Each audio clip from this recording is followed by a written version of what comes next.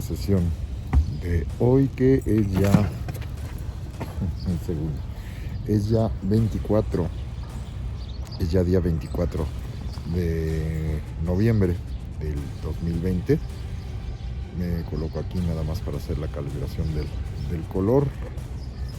Ahora, este día estamos utilizando, nada más me doy el giro, estoy utilizando ahora la cámara del iPhone.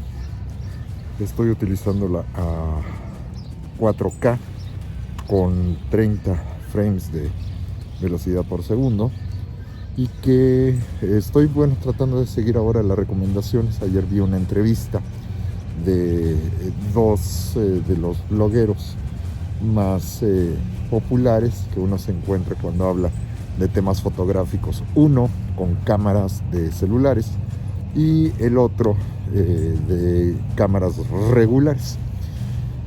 Y una de las recomendaciones, unos son los de Fotolari, no recuerdo sus nombres, son dos españoles muy agradables y bastante simpáticos, que tienen la peculiaridad de que ellos, su look es básicamente el mismo, el cabello totalmente a rape, peloncitos, y que se dejan más o menos crecer la barbita y el bigote, y además la peculiaridad de que ellos utilizan unos lentes de estos de marco grueso, lentes de pasta, exactamente del mismo modelo. Entonces cuando uno no se fija se ven exactamente igual. La diferencia es que uno es bastante más chaparrito que el otro. Uno tiene cierto estrabismo, que es lo que hace que se note la diferencia cuando uno ya pone un poquito más de atención, pero al principio sí se saca uno de onda cuando los ve y parecen gemelos de primera instancia.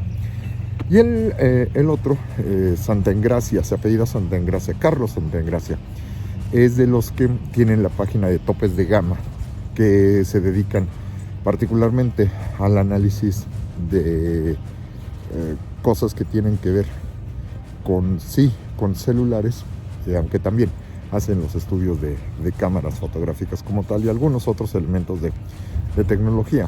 Y pues representarían básicamente como a dos generaciones, ¿no? Los que se ven como los chavitos, pero como decía Carlos Santa Engracia, ellos ya llevan 10 años de estar publicando, ¿no? Ahorita ya tiene 35, comenzó a los 25, y en el caso me parece que se llama Álvaro, el que viene del lado de Fotolari, pues le dices que yo te llevo a ti 10 años, ¿no? Entonces ahí encontramos estas visiones generacionales, que fue muy interesante lo que platicaban. Y uno de los detalles que mencionaba, estrictamente hablando, Carlos Santa Engracia, que como todo el tiempo se la pasa trabajando y probando tecnología, cuando él sale de descanso, de vacaciones, lo que menos quiere es ir cargando una cámara, y trata de ser lo más cómodo posible. En ese sentido, lo que se lleve es su celular, y él es completamente cargado del lado de Android, pero reconoce que el sistema con el que se siente mejor para trabajar, que para él en el all around es la cámara más balanceada, es justamente la cámara del iPhone.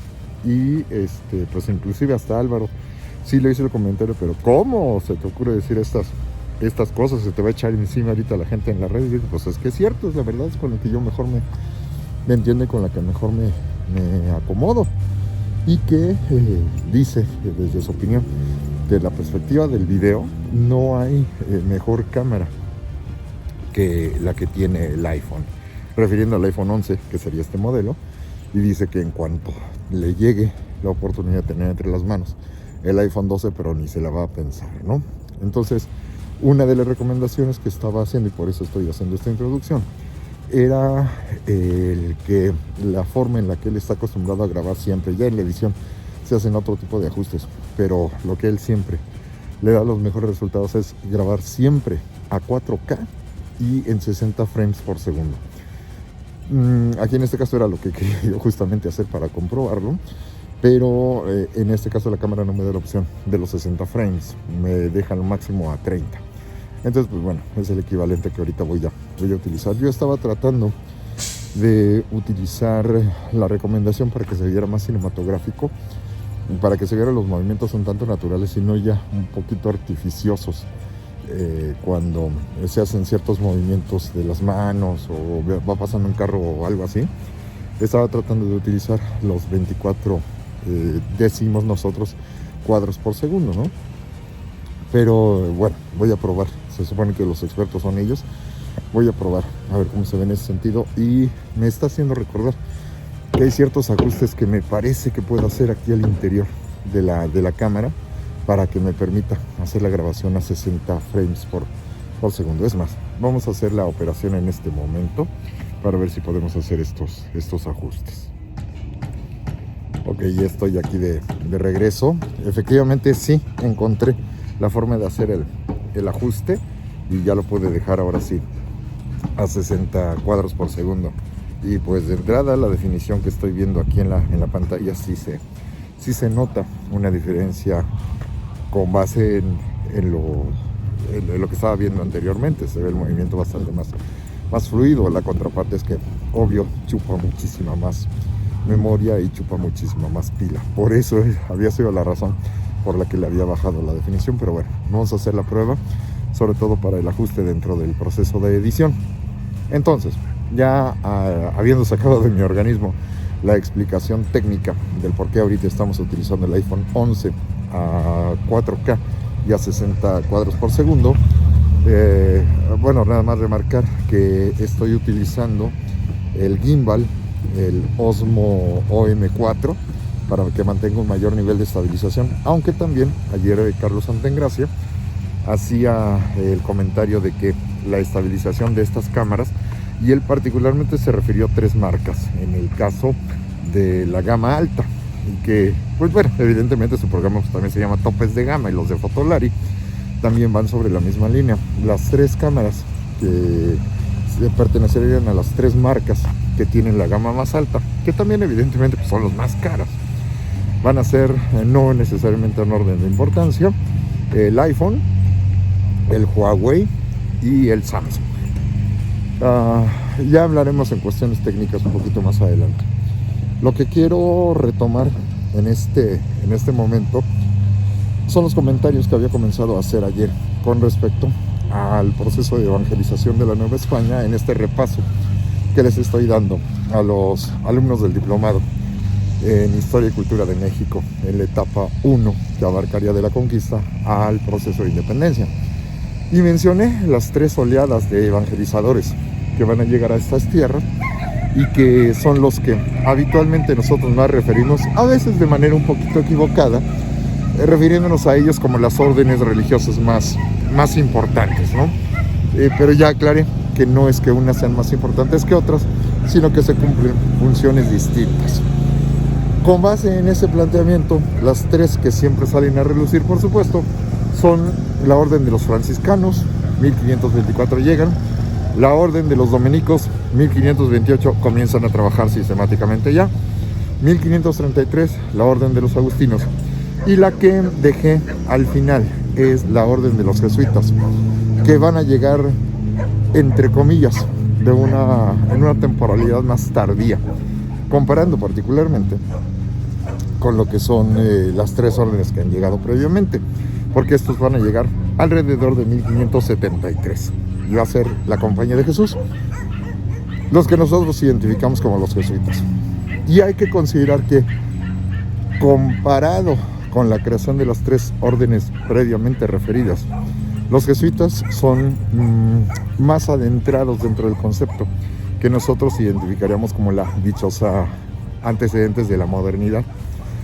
Pero el factor más importante es ubicar que su creación se da entre el año de 1540 y 1550, es decir, algunos años después de que ya empezaron a evangelizar franciscanos, dominicos y agustinos.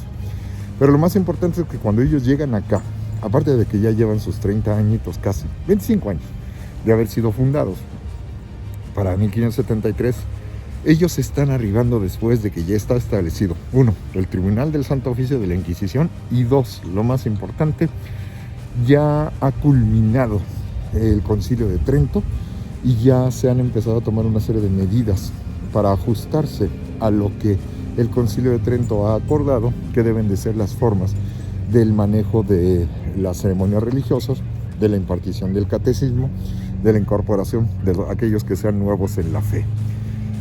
Por lo tanto, va a haber ciertas formas en las que los jesuitas no van a seguir los mismos modelos que van a seguir franciscanos, dominicos y agustinos. Además de que el Concilio de Trento no habría aceptado ciertos de las formas o de los detalles con los que se habría iniciado el proceso de evangelización en estas tierras. Por eso los jesuitas ya llegan, además, con la conformación de los famosos 3 votos de pobreza, castidad, obediencia, pero como la finalidad con la que fueron creados inicialmente fue la persecución de la herejía protestante, pues ellos llegan con el famosísimo voto de obediencia especialísima al Papa. Y esto conformará el que se sigan ciertas instrucciones ya muy específicamente dadas por el Santo Padre y el funcionamiento de la estructura al interior de la iglesia, ¿no?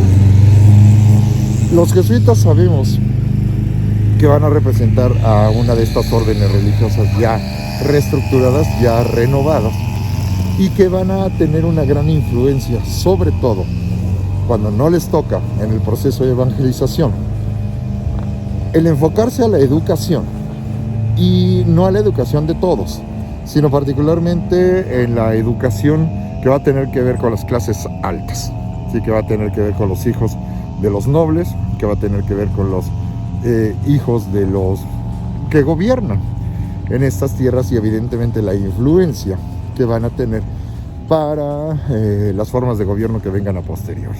Entonces, esto sería el abarcar los 4 órdenes religiosas que van a ser las que trabajarán de una manera directa a lo largo de todo el siglo XVI. La Compañía de Jesús entonces pertenecerá a estos nuevos modelos que aplicarán las instituciones políticas y económicas ya establecidos dentro de la Nueva España, pero que a su vez habrán de adecuarse a las nuevas condiciones de trabajo con las que se evangelizará, 2, se organizará, 3, se estructurará para incorporar formalmente al modelo virreinal a los grupos indígenas que van siendo ya no solo conquistados. Si estamos hablando ya de la última cuarta parte del siglo XVI, la parte central está literalmente ya sometida en lo militar y ajustada en lo político. Las partes del descubrimiento van hacia la zona del norte o hacia las zonas un poquito más complicadas, por ejemplo en las zonas de las sierras o en las zonas de los montes o allá, ¿para qué les digo? En las zonas de las selvas, en el área de Chiapas o las tierras altas, allá en la zona en la zona norte de la península de Yucatán, ¿no? Entonces recuerden que el proceso es disparejo. Ya para qué menciono el caso de lo que va a ser Guatemala, lo que va a ser Belice, lo que va a ser Honduras, regiones a las que poco a poco se va llegando, pero pues se sigue hablando todavía del proceso, ya olvídate, de conquista, ¿no? Están apenas iniciando el proceso de descubrimiento. Y por supuesto va a implicar también que va a haber ciertos grupos que se van a resistir a que se lleven a cabo estos ajustes y estos cambios, ¿no? Entonces, hablando especialmente de la parte central, específicamente, que es de la que nosotros hablamos habitualmente, pero tendemos a hacer esta sobregeneralización, ¿no? De que ya, con esto todo el territorio quedó dominado y conquistado. En las regiones, sobre todo del altiplano central, un poquito hacia afuera, abarcando hacia la zona de Hidalgo, un poquito hacia la zona de lo que para nosotros es Cuernavaca y algunas de estas regiones.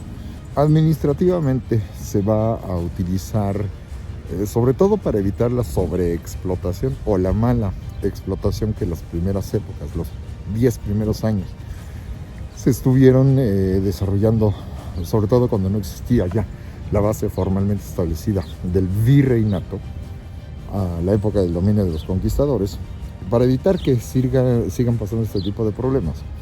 Se va a determinar la manera en la que los indígenas van a ser distribuidos para su proceso de evangelización y la forma en la que, lo más importante, empezar a meterlos a la civilización dentro del mundo occidental.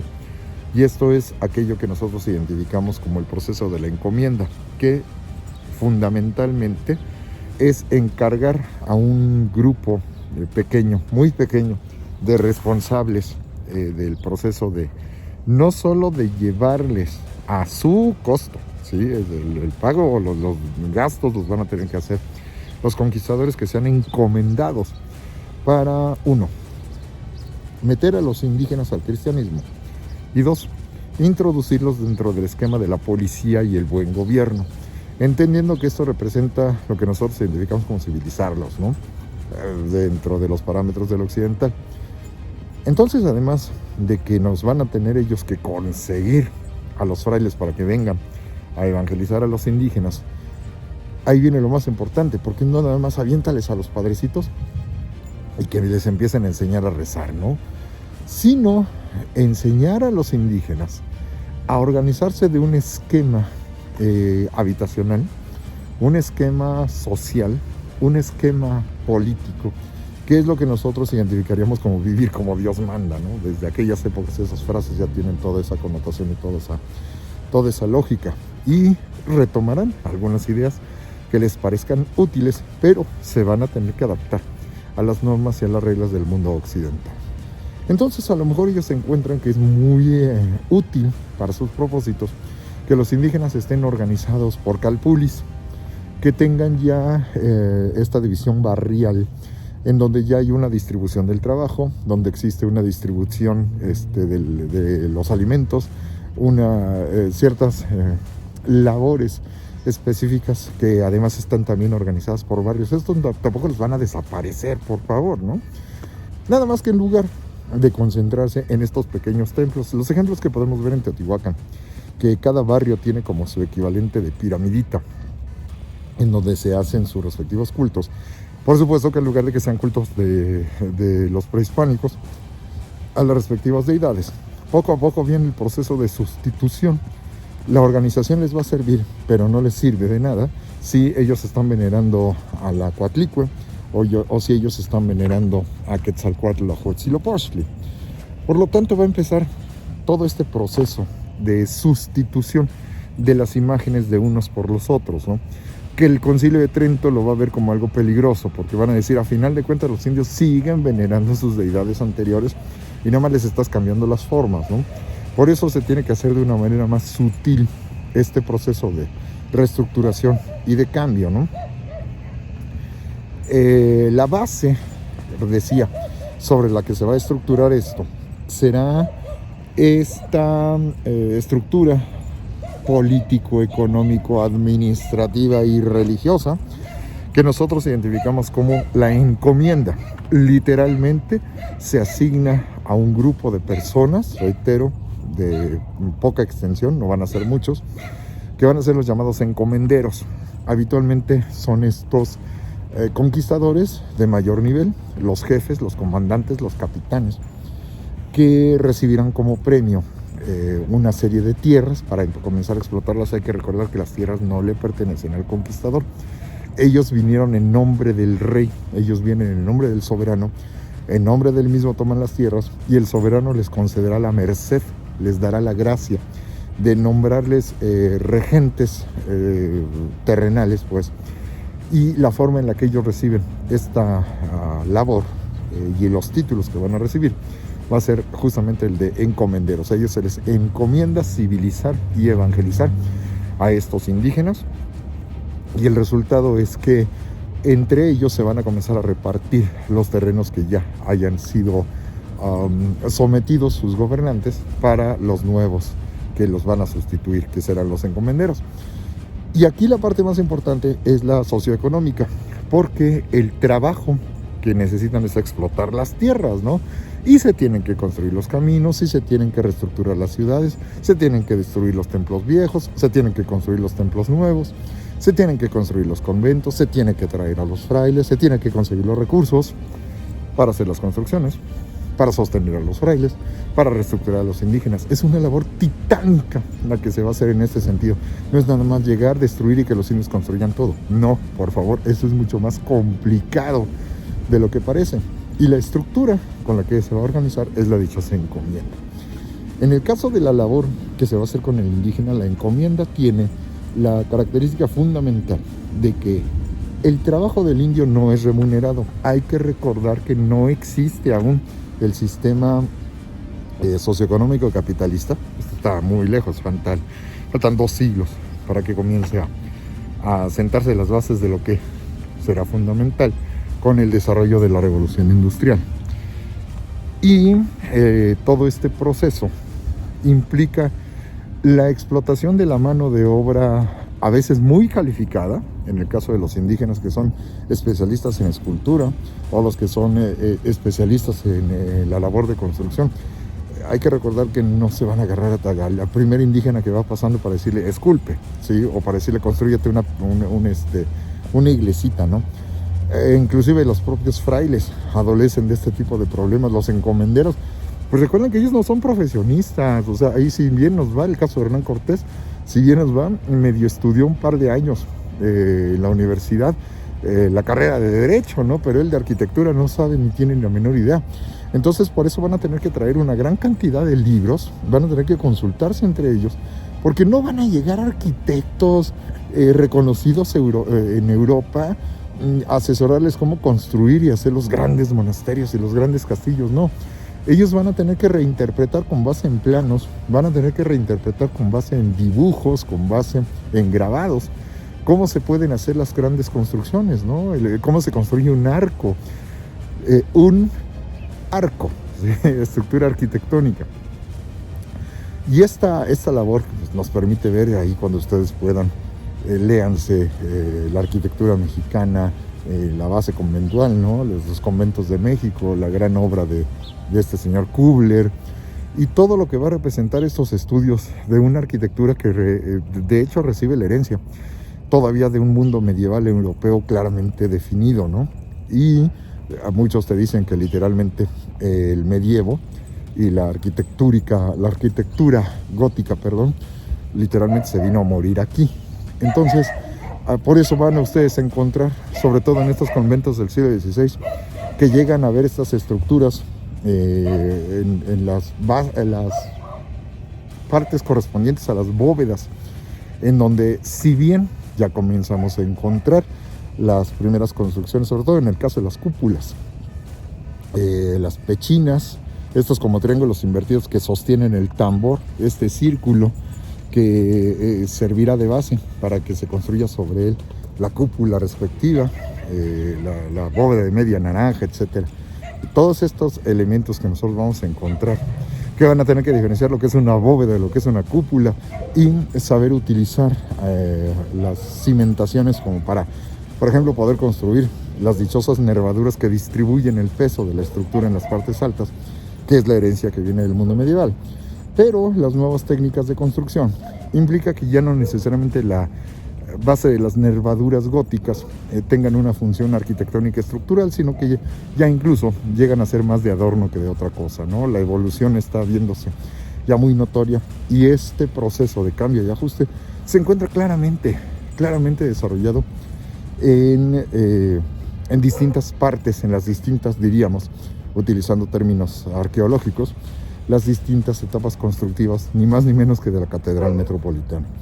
La primera catedral, recuerden que es una catedral bastante más pequeñita, que cabría esencialmente en lo que ahorita es el atrio de la actual, y que estaba orientada no norte-sur, que es como nosotros la vemos habitualmente, sino que estaría orientada más bien de este a oeste, siendo más pequeña, siendo más austera, mucho más austera, siendo también mucho más fría y mucho menos rica en elementos arquitectónicos, ¿no? Siendo de la primera etapa del siglo XVI, y que se ordenará una vez que a México, a la Ciudad de México, se le otorga por parte de la corona formalmente el título de muy noble y muy leal Ciudad de México. Inclusive por ahí pues tenemos la referencia en textos como el de Francisco Cervantes de Salazar, el primer cronista que hubo aquí en la Ciudad de México, cuando vienen los visitantes y se maravillan de las cosas extraordinarias que aquí se encuentran, pero así como les maravilla la ciudad, les saca muchísimo de onda ver cómo está bastante chaparra, es prácticamente una caja de zapatos la dichosa catedral, ¿no? Y cómo es posible que una ciudad tan maravillosa como esa que nos están mostrando tenga una catedral tan austera y tan simple. Los que hayan visitado Yucatán, para que se den una idea, la catedral de Yucatán es del siglo XVI.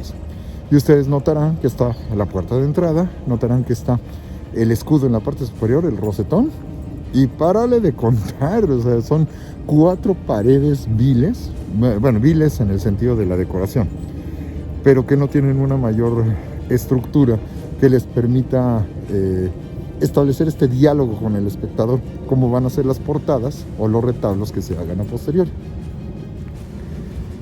La segunda forma en la que se va a reestructurar la forma en la que se va a poner a trabajar a los indígenas y el proceso de evangelización, que evidentemente va avanzando, se va a tener que hacer con base en los abusos que cometieron bastantes de los encomenderos en la primera etapa. ¿Por qué?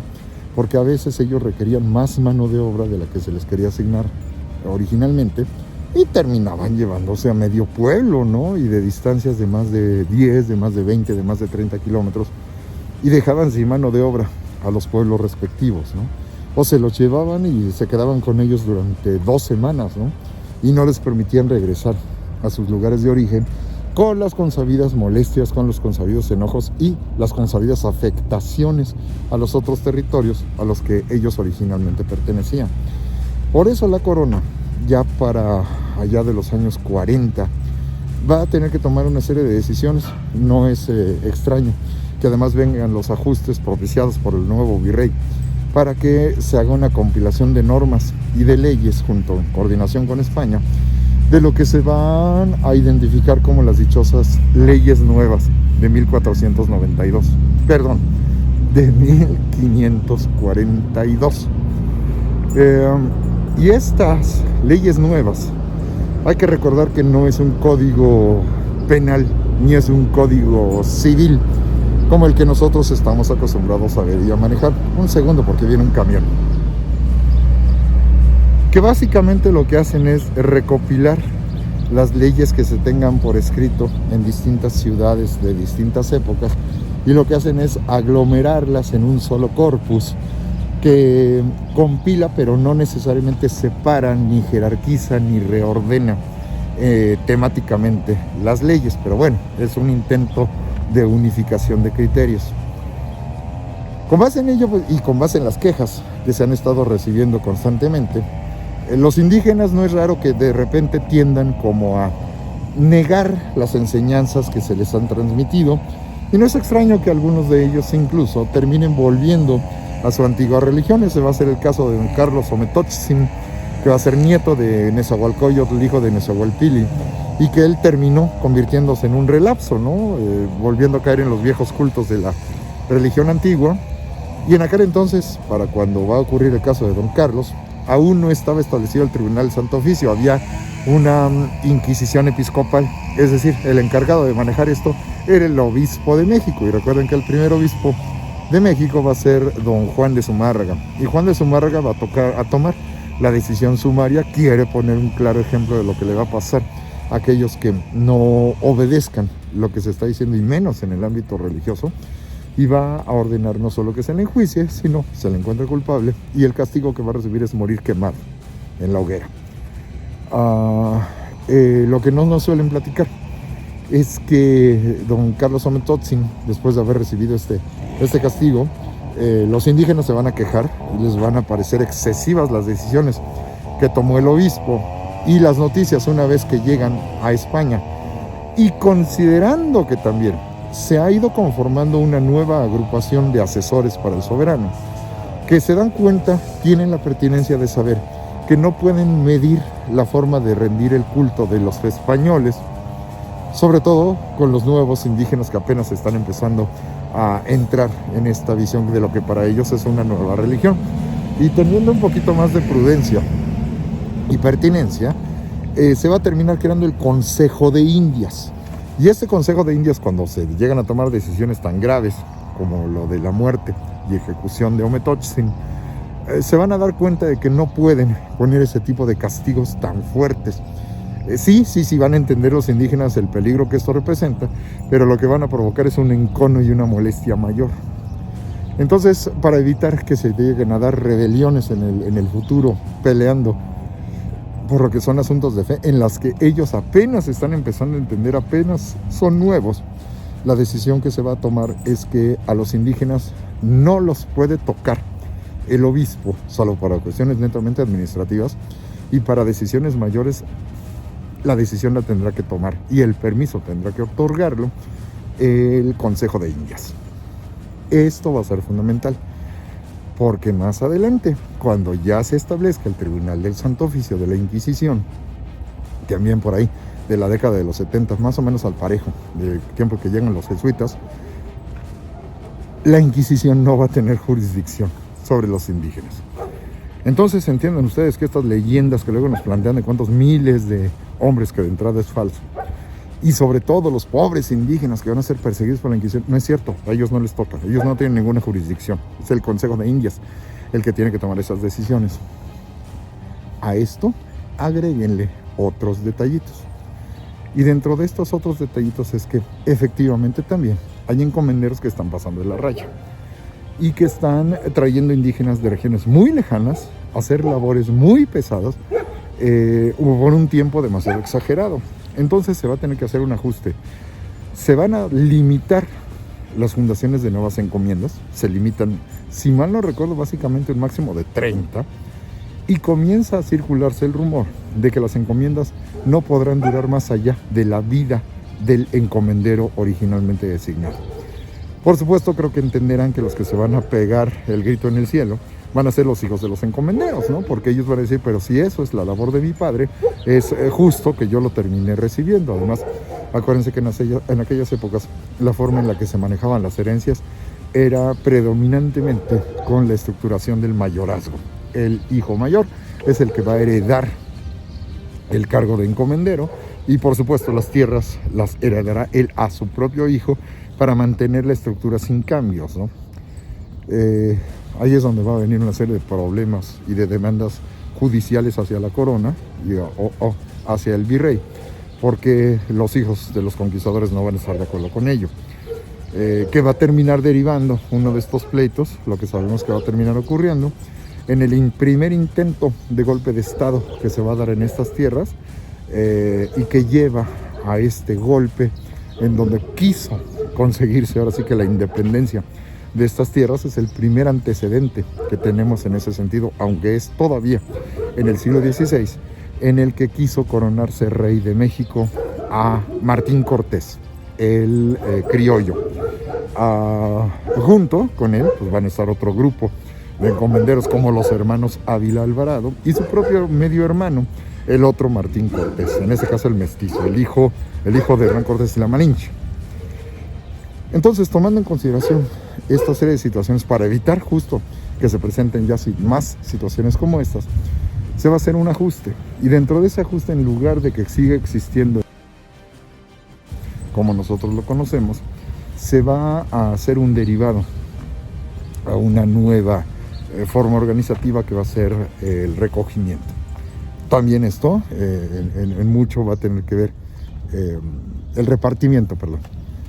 Mucho va a tener que ver las mismas protestas de los frailes, ¿no? Porque también a ellos se les dificultaba que de repente se llevaran a sus indígenas. Entonces la creación del repartimiento va a implicar por parte de las protestas, sobre todo de muchos de los frailes, ¿no? Nos están quitando a nuestros indígenas, nos están estorbando en la labor y el trabajo, los sobreexplotan y luego ya no nos quieren hacer caso a nosotros. Porque la base de la encomienda además tiene dos características fundamentales.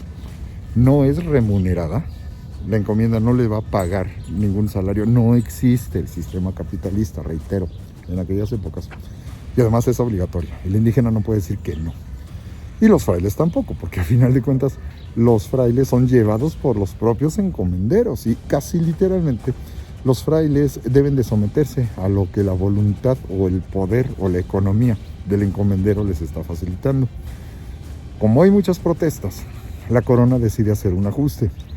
Entonces se va a limitar el número de encomiendas, pensando en el futuro que incluso van a terminar por desaparecerlas.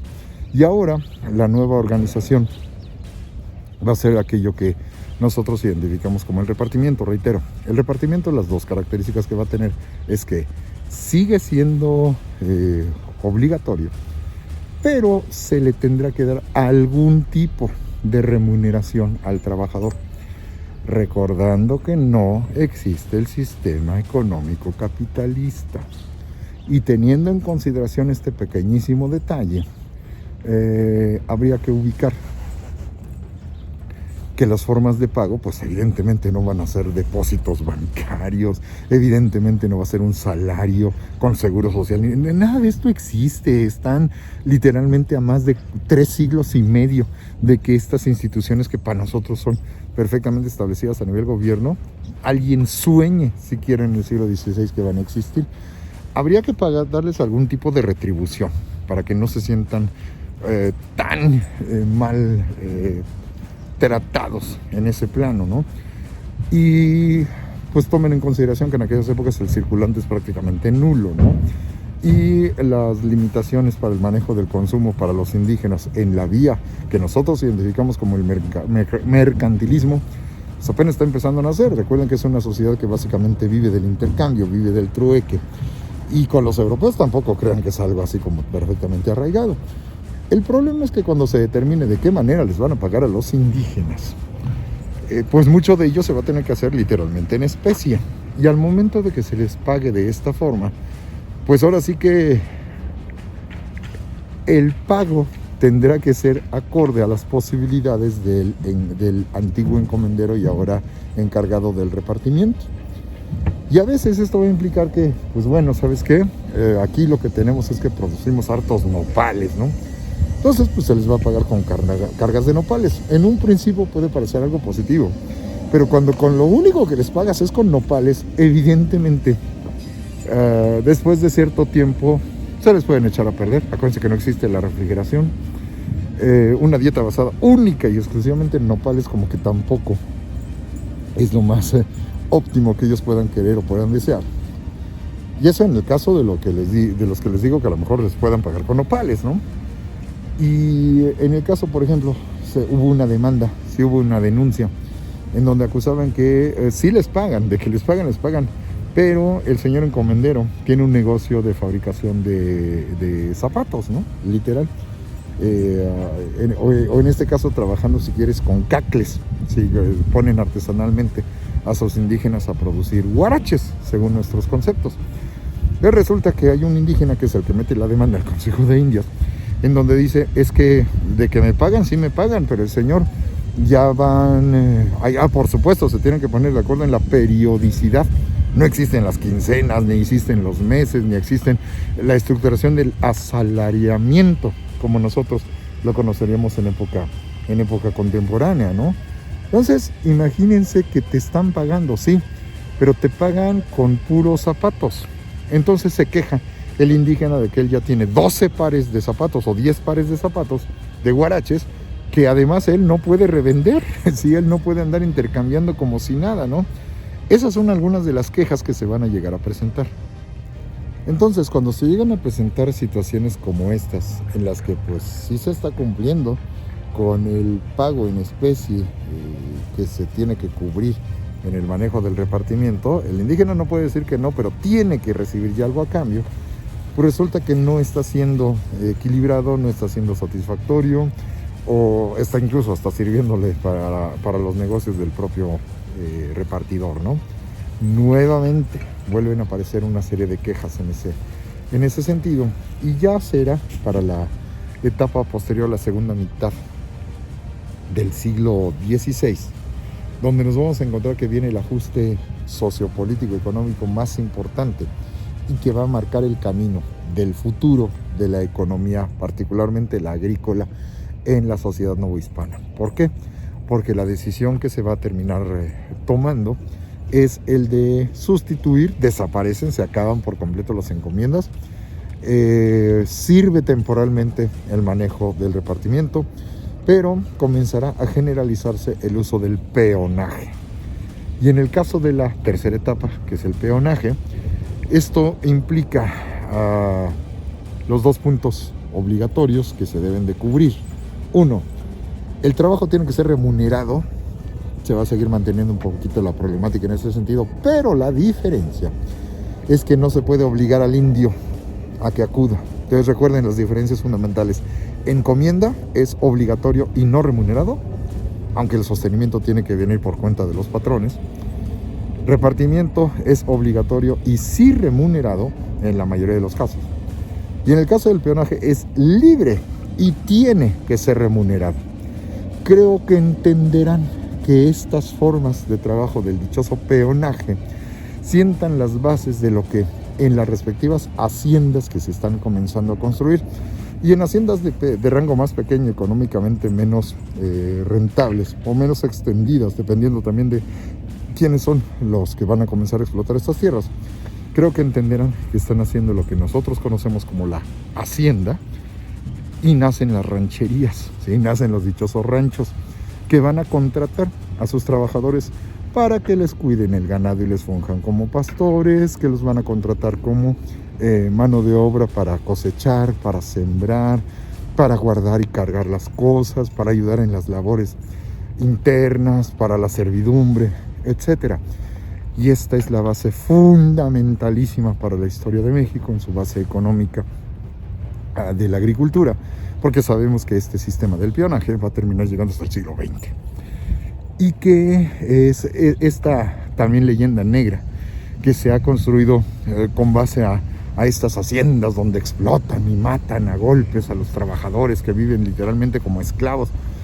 Hay muchos intereses cruzados, unos que vienen desde la historia de la conquista, otros las leyendas negras de cómo va a funcionar el sistema mal llamado colonial.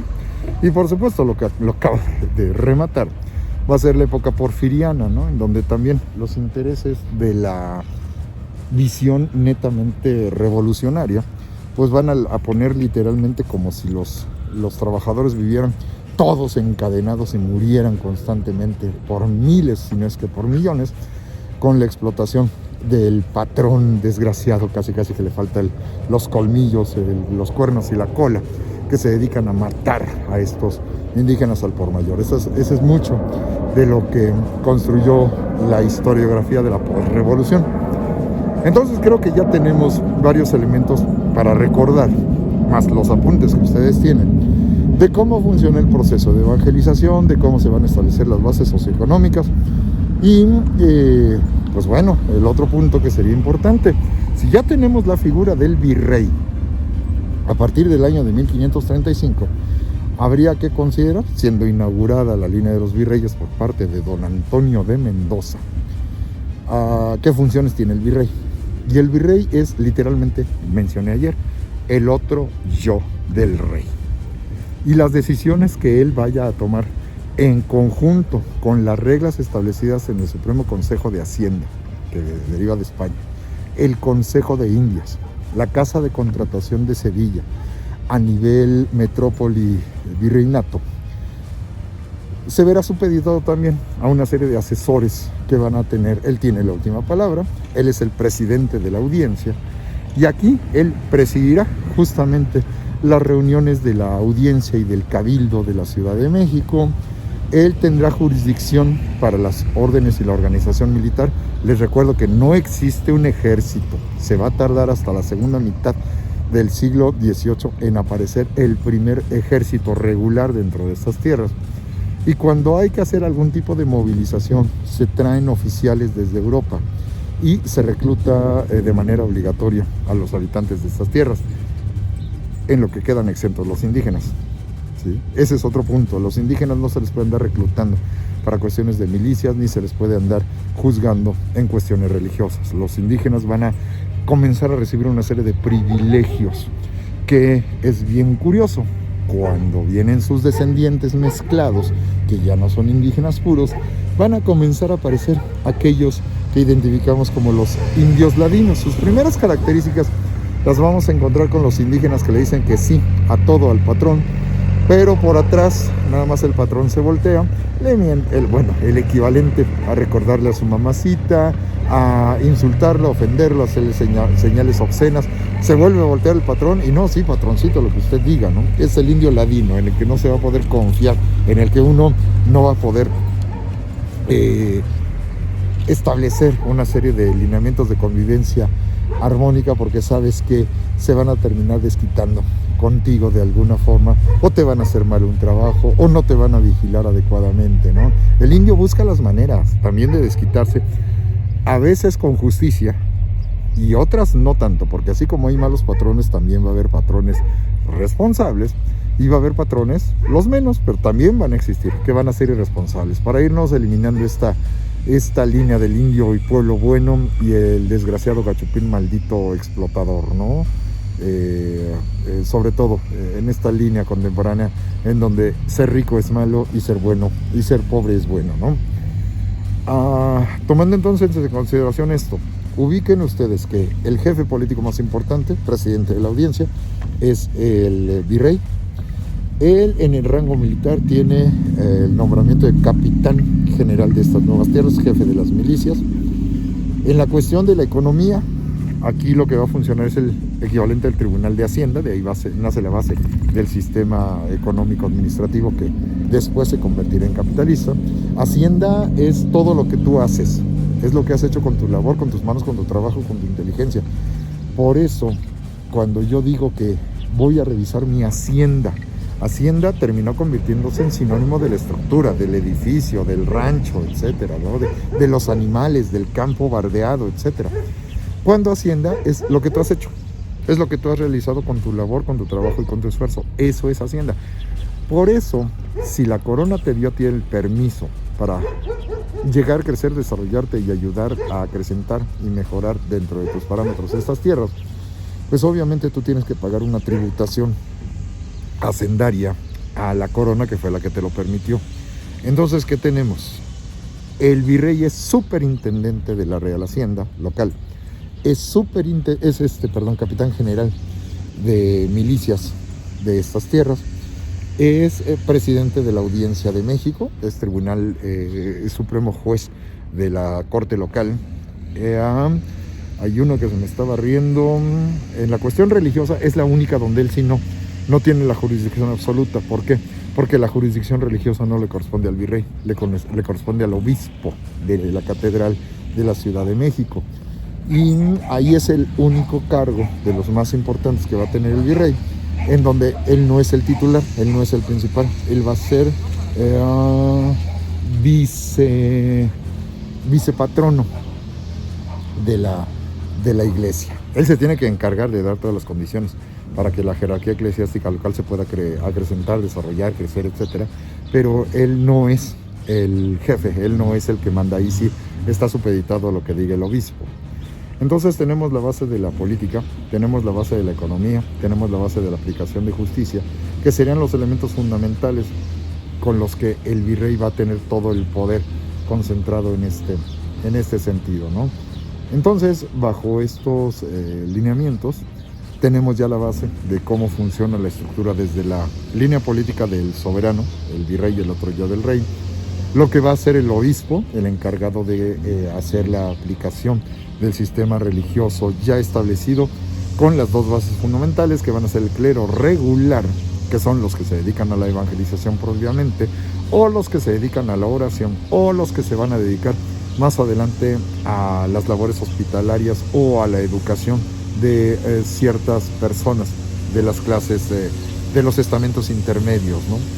Y de esta forma, si le sumamos a lo que van a ser las órdenes religiosas, le sumamos lo que va a representar el Tribunal del Santo Oficio de la Inquisición, que es ahora sí que un poder detrás del trono, tenemos ya esta base muy general que nos permite ver cómo va a empezar a funcionar todo esto, y los detalles ya saben que los tienen ustedes por escrito en los apuntes, particularmente de los siglos XVI y XVII. Estos serían los lineamientos generales de repaso que nosotros podremos tener para estos momentos y que les iré adosando ahora con cuestiones del desarrollo cultural y social, recordando muchas de las cosas que ya hemos visto previamente, pero eso lo haremos en subsecuentes retrodicciones. Que tengan ustedes muy buen día.